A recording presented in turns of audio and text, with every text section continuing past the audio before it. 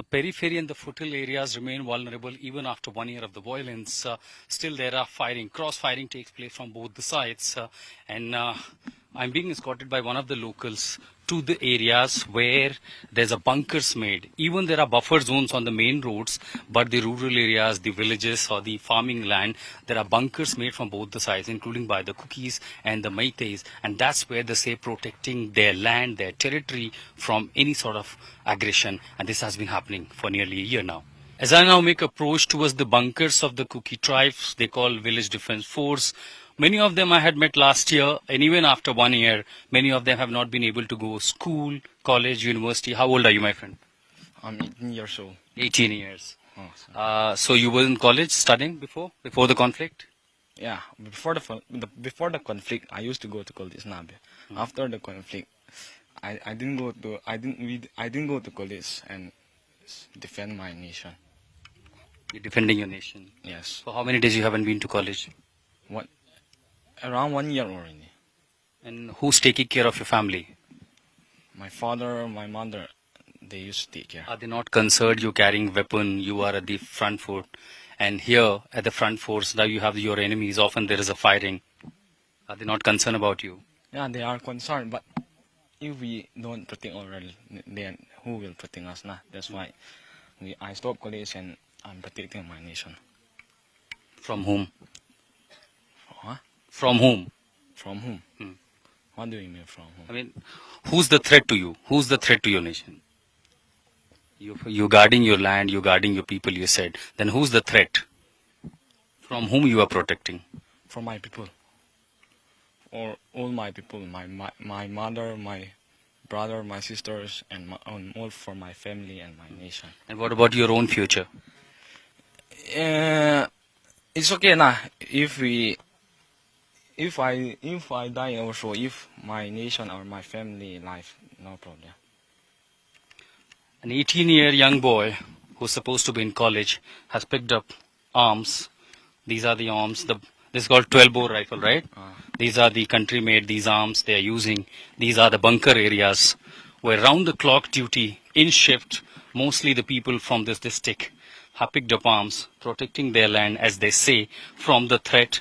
And this happens both the sides. Now he's taking me to the bunker area. First I'll show you the one bunker. This is where they are camping, where they make their food. And this is all the source of survival that they have. There is no gradual income, as largely their life is spending here. They have some messages for the team, and from here they spot their enemies whenever they feel there could be some targeting attack from their rivals in the valley. Other side, what else do we see in the camp are the weapons or the bullets, and also these radio sets, as across these foothill areas, the tribal areas, the bordering to the valley, they have their bunkers, and through these radio sets they communicate. We are in this bunker. India today is at the ground. 1 year ago we had the similar reports from these places, and yet again what we see suggests that nothing has changed. The bulletproof jackets, this is to protect them from the enemy's bullet. And now I take you to the other side, and these areas are extremely difficult. That's one layer, and now as I gradually walk, I take you to the underground bunker. And in the underground bunkers, the access is not really easy, because if there is an aggressive firing, many of them take position to this underground bunker.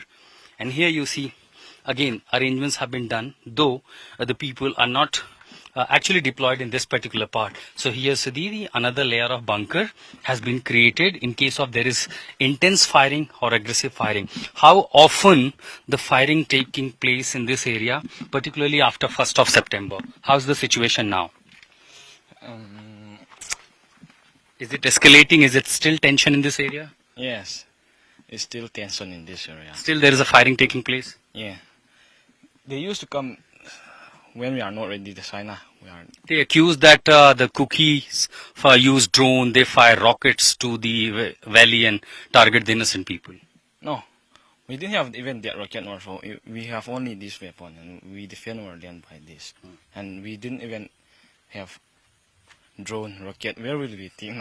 If we had that kind of stuff, we will not carry this. So we are using this weapon. And as now I walk from this bunker to the another side, there is a length of such bunkers. Now there is a small drain line, and along this drain line, there are multiple bunkers in the foothill area. There's right behind me one, and then there is another. And here the tribals from different organizations, the Kuki different organizations, armed heavily, as they say, protecting their land from the threat. And this has been happening for nearly 16 months in the state of Manipur. And now we are being taken to another bunker. The situation remains absolutely tensed. Often there is a cross firing from both the sides, and these areas are vulnerable. And that's why, along with the weapons, these protective gears are also very essential. That suggests that nothing has changed in Manipur for past 1 year. Violence, firing, killing, protests. That's what we are seeing in Manipur. In this phase of violence, you have heard about RPGs attack, you have heard of reports of rocket firing, missile firing, and so on and so forth. India Today is the first channel on the ground, and first time I'll bring you the images of something that fires the aerial objects with a long range distance, but here it is called a Pompey gun. It's locally made, it's a long pipe barrel. Probably these were used domestically with a water supply. These pipelines are improvised with the skills that the Kuki tribes have, and they improvise for their defense. As in when there is a fire comes from the valleys, here they respond and retaliate with the same. This is Pompey gun, looks like a long barrel, and exactly when there is accusations of rocket firing, when there are accusations of RPG, it's kind of RPG, but that's not an RPG. It's a locally made Pompey gun. The ammunition is loaded inside. This is a trigger. They use this rope at certain distance. When they pull it off, the object goes at a distance of 300 meters. But here, the local village, who are the part of this defense team, their accusations: you fire rockets, you fire RPGs. What I see looks like an RPG or something that has a potential to fire at a distance of 200 to 300 meters. First of all, I will come to these weapons. This is actually a traditional blood. Naturally, we came to know from our forefathers. This is we call it Pumpi. Some used to call it cannon, but it's not RPG. I just want to clarify it. And secondly, this can be in a long range. Whenever The range of this? Maximum 10 feet or at the most 12 feet. It goes to 300 meters as well with the greater ammunition or the greater power We use. can, but it will burst all the this what do we call this barrel. And these barrels is a domestic pipeline? Yes. We use a water supply? Yes.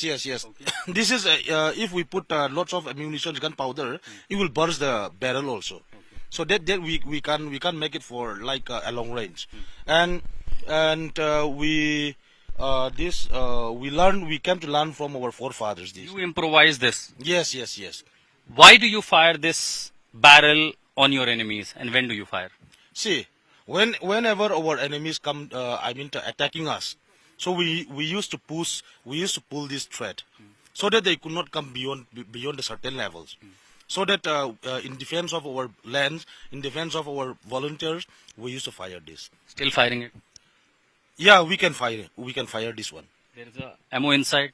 Yes, there is ammo inside. It's loaded. Yes, it's loaded. Because And we how used to much keep is it weight? ready. We used to keep it ready. Okay.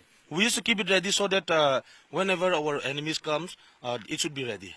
It's a long barrel loaded with ammunition, ready to fire, covered with a metal sheet to prevent it from damage from the rain and other natural conditions.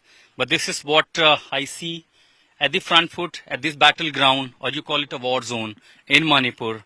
The people who are protecting their land, who are protecting their people, who are protecting their territory, are ready to respond and retaliate the way they get the people or their enemies or the rival response to.